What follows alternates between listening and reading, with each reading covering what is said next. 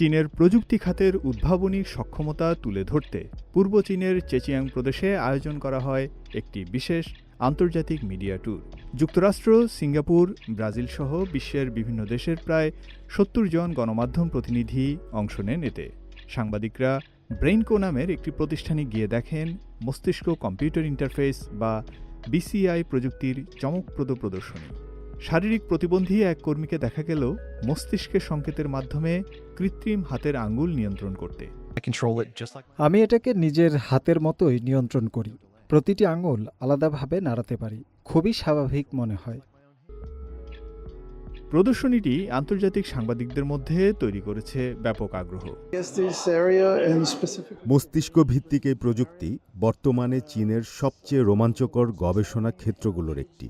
বিশ্বজুড়ে বহু মানুষের সমস্যার সমাধানে চীন এই খাত থেকে গুরুত্বপূর্ণ অবদান রাখতে পারবে বলে প্রত্যাশা করা হচ্ছে।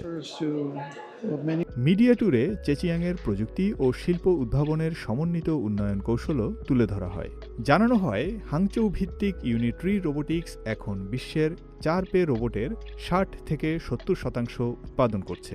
আন্তর্জাতিক গণমাধ্যমের সাংবাদিকরা আরও লক্ষ্য করেন, চীনের মানবাকৃতির রোবট নির্মাতারা এখন শুধু প্রযুক্তিগত প্রদর্শনীর দিকে নয়, বরং বাস্তব জীবনে ব্যবহারযোগ্য সমাধান তৈরির দিকে বেশি মনোযোগ দিচ্ছেন।